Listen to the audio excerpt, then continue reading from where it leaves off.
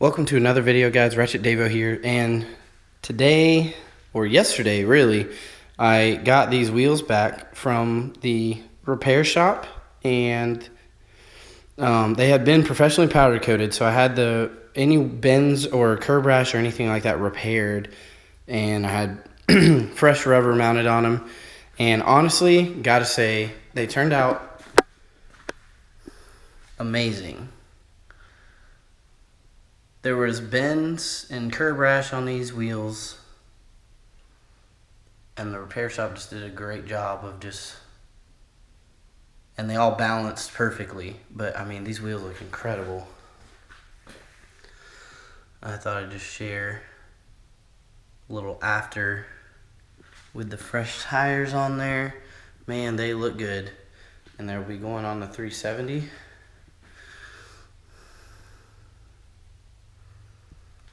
Just looks so good.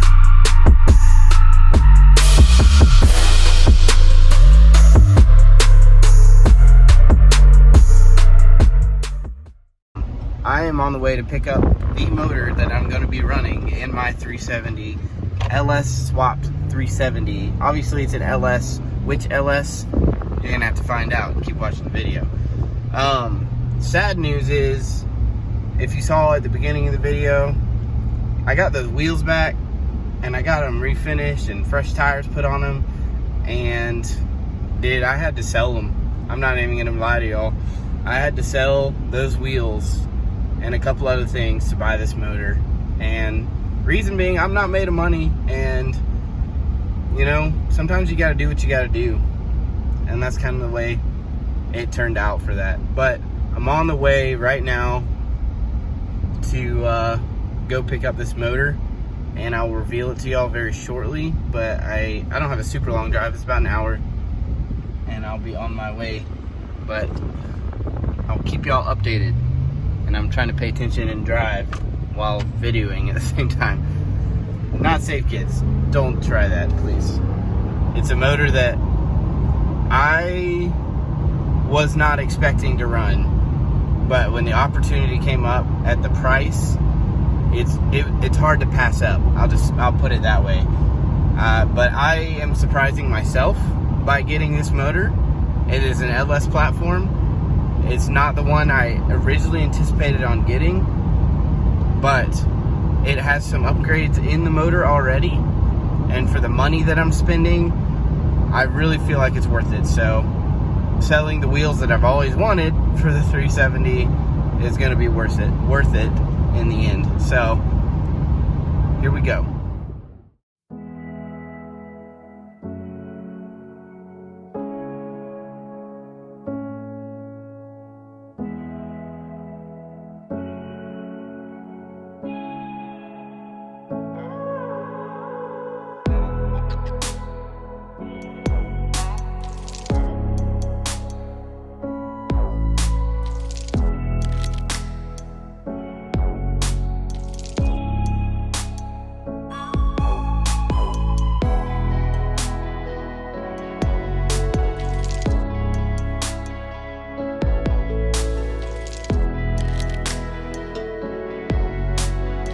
Alright, so I just picked up the motor, and it looks pretty good, and he gave me a lot of extra parts. I'll talk about it more. I got about an hour and a half drive home, but a little sneak peek.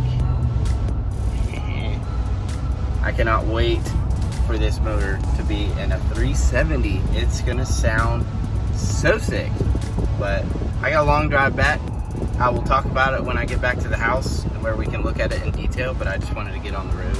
I apologize for using my phone for all this, but you gotta do what you gotta do. All right, folks, I'll see you when I get home.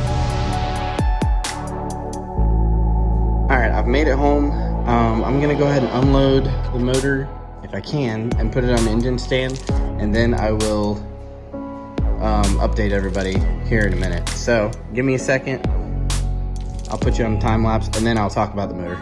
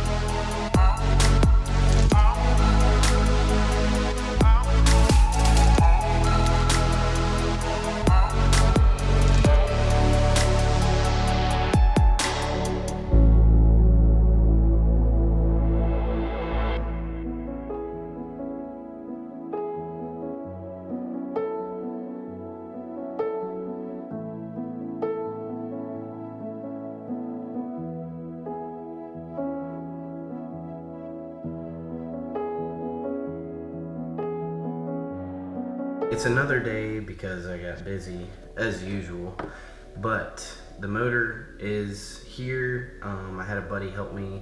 I don't have an engine hoist here in the garage, so I had a buddy help me lift it onto an engine stand. It's sitting right behind me right now. So basically where I'm at, and I'll do like a little walk around of the motor. Originally I had planned on doing a 6.0, like an LQ4 swap, and I had purchased an iron block, just the block alone, and I was going to build a 6-liter. That was the plan for the build. Things kind of changed. I had to move into a new house and everything, so I ended up selling that block to help me move, to get me the garage that I needed and the house for my family and everything like that, all that mess that goes along with that. Long story short, as you all know, I sold, if you don't know by now, I sold the wheels that I just refinished that I really wanted. It was like a bittersweet moment, but if I didn't do that, I wasn't going to be able to buy this motor. Because if I don't have a car with a motor, I have no use for wheels at this point.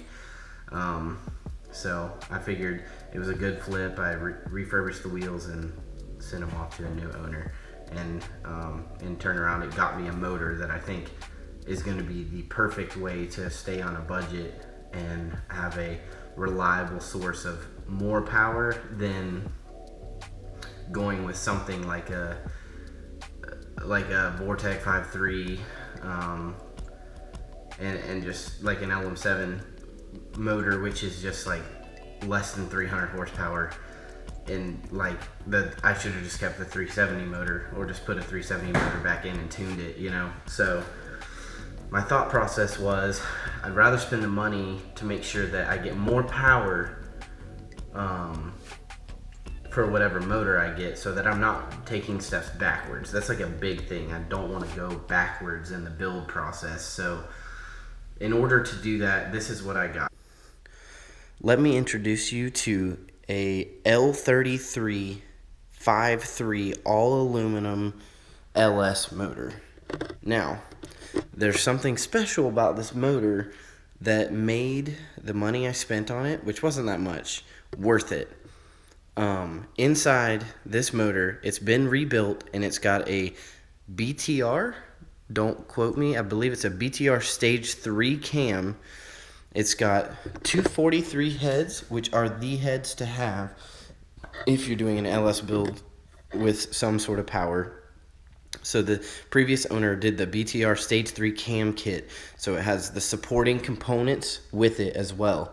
So with this motor, I expect to be able to make over 400 horsepower naturally aspirated once I do long tube headers, the right intake throttle body, and get a computer tune. The owner was super cool. He pulled it out of a 2007 Silverado Classic that he owned, and he's doing a 6.0 swap of his own. And I was able to get this for a great deal. Obviously, that's an automatic, so I'll be doing all the swap stuff for the manual and the clutch kit.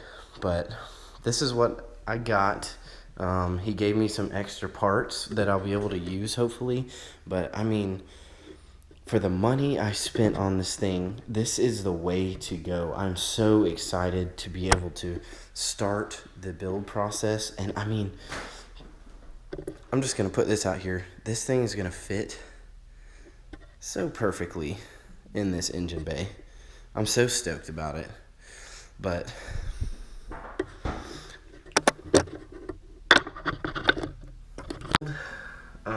at this point, I have a car ready for a motor, all except for like the swap kit.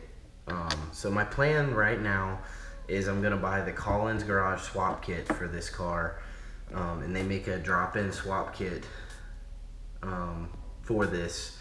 So I'll get their adapter plate. I have my CD009 transmission still, and I'm gonna go ahead and cut the bell housing off that, get an adapter plate and the clutch kit, and marry those two together. Then I'll get motor mounts, and if I need to change the oil pan, I will. And then we'll be ready to drop the car in. The nice thing about the Collins adapter plate is that you can retain the factory drive shaft and rear end, and you do not have to change any of that. So that's like the way to go because the length stays the same. So, but you have to do like Collins everything if you're gonna go that route. So that's the plan right now. And I mean, I really think that this build can be done on a budget, but you can't cut some corners.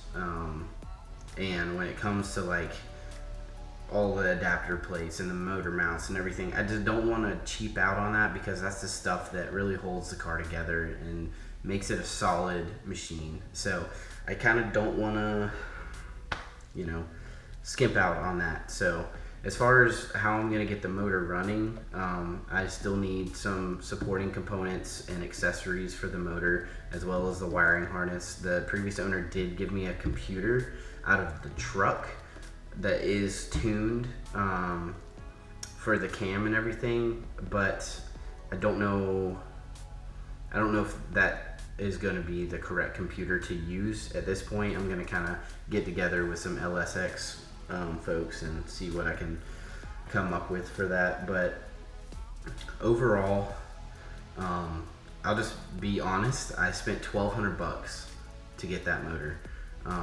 It's got less than 10,000 miles on a rebuild, so it's, I mean, if what the previous owner is telling me is correct, he said this motor is good to go. All you need to do is drop it in and get it running. Like, you don't need to rebuild it. So I'm gonna take his word for it, just because at this point I'd like to get a motor in the car within a reasonable time frame and begin like getting it running by the end of the year. I'm kind of like starting to move that direction. So that's the plan.